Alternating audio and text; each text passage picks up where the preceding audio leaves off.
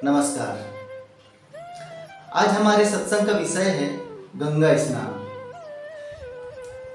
क्या गंगा स्नान कर लेने से इंसानों के पाप धुल जाते हैं? ये जो शब्द है ना कि गंगा स्नान कर लेने से पाप धुल जाते हैं, ये हमारे सनातन संस्कृति में ऐसा बना दिया गया है कि ऐसे मन में पिरो दिया गया है कि गंगा स्नान करने से पाप धुल जाते हैं। लेकिन वास्तविकता में गंगा स्नान कर लेने से ही अगर पाप धुल जाते तो क्या होता?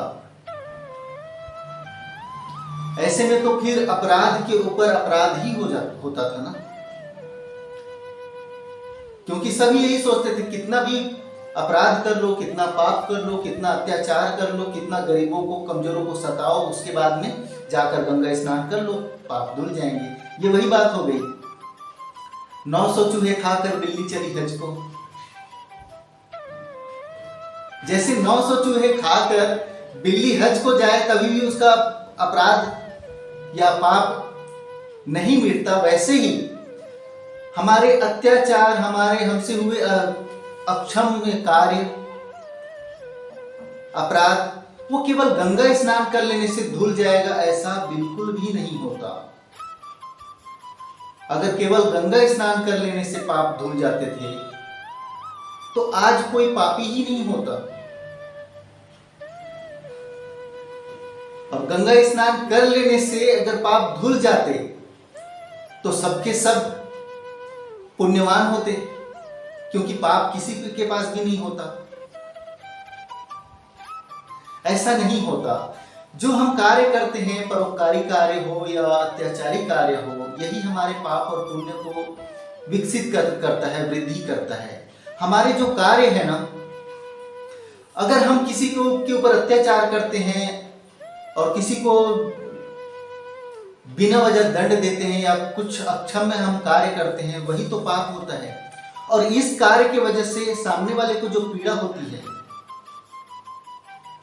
दुख होता है, तकलीफ होता है, वही दुख और तकलीफ हमारे भाग्य में लिख दिया जाता है कि तुमने अपराध कार्य किए हैं, तुम्हारी वजह से इनको तकलीफ हुई है, इसकी वजह से तुमको भी होना है। तो एक तरह से कहा जाए तो ये कर्मों का लेखा जोखा है, हमारे कर्म का, जो हमारे सामने भाग्य बनकर आता है, और उसी को बोलते हैं पाप और पुण्य। परोपकारी कार्य हुआ तो पुण्य, अपराधी कार्य हुआ तो पाप। अब ये कर्म का लेखा जोखा है, ये केवल गंगा स्नान कर लेने से धुल जाएगा? क्या धुल सकता है? नहीं ना।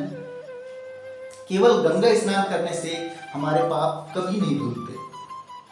यदि गंगा स्नान से पाप को धोना है तो उसके पहले क्या करना पड़ता है?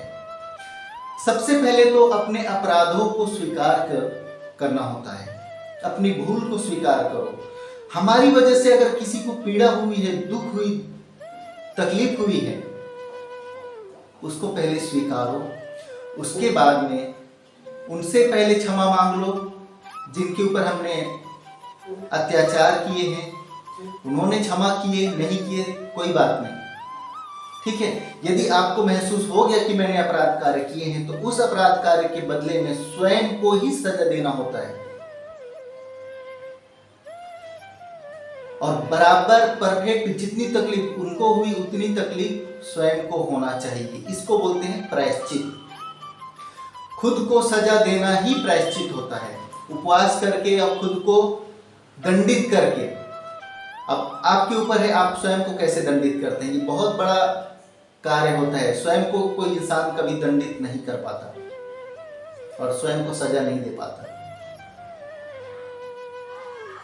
इसीलिए आज हम शेर बनकर किसी के ऊपर अत्याचार करते हैं तो सामने से आएगा कोई सवा शेर बन के, तब वो हमें वही सजा देगा। ये हो जाता है कर्मों का लेखा जोखा।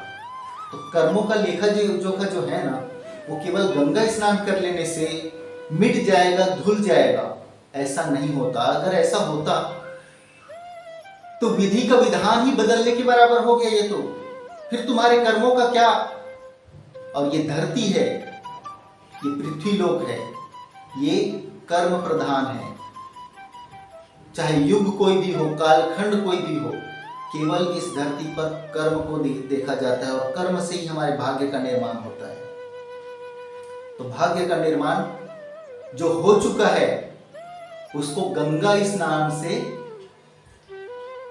धोया नहीं जा सकता, और गंगा स्नान करना ही है पाप धोने के लिए। तो अपने अपराधों को का प्रायश्चित करो, उसके बाद में यदि आप गंगा स्नान करते हैं तो वास्तविकल में पाप धुल जाएंगे। उसके बाद आप देवी देवताओं के दर्शन कर सकते हैं। उस गंगा स्नान के पश्चात फिर आप अपने कार्य को नए सिरे से शुभारंभ कर सकते हैं। और याद रखिए कि कभी अब अपराध कार्य ना हो। तो गंगा स्नान ये होता है कि स्वयं को पहले सजा दो, प्रायश्चित करो, फिर गंगा स्नान करो। अगर बिना प्रायश्चित किए आप कितना भी गंगा स्नान कर लीजिए, कोई मोल नहीं रहेगा उसका। वो स्नान भी ऐसे ही साधारण स्नान के जैसा ही कहलाएगा। हमारी सनातन संस्कृति में मान्यता है कि गंगा का पानी जो है वो पवित्र है, इसलिए जो वहां स्नान करता है वो पवित्र हो जाता है ना।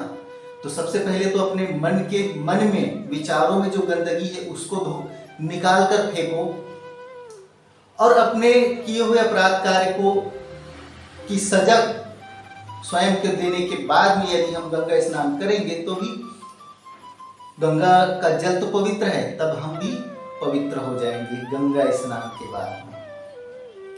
मन में छल कपट दुर्भावना लेकर यदि गंगा स्नान करने के लिए जाते हैं तो वो भी कार्य, वो भी स्नान किसी काम का नहीं है।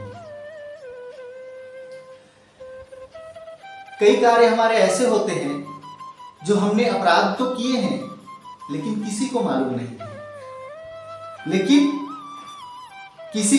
लेकिन स्वयं को मालूम है। वैसे ही सबसे छुपा सकते हैं, खुद से नहीं छुपा सकते हैं, और खुद से नहीं छुपा सकते उसको परमात्मा से भी नहीं छुपा सकते, क्योंकि हमारे अंदर परमात्मा का ही अंश है। उसको हम बोलते हैं परमात्मा, और हमारे अंदर है आत्मा, उसी का अंश है।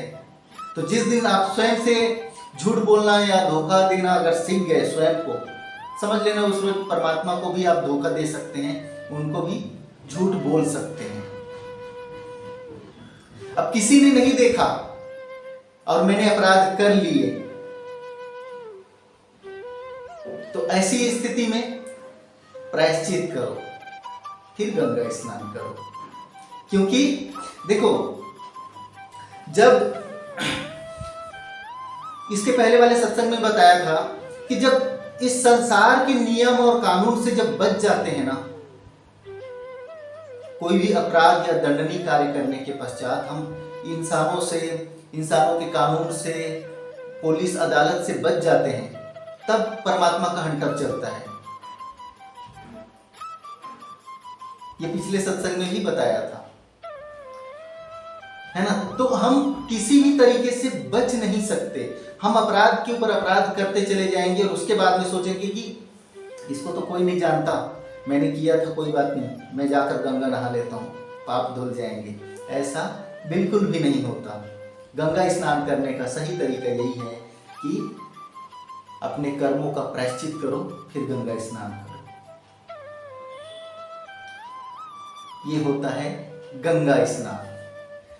तो मिलते हैं अगले सत्संग में, तब तक के लिए नमस्कार।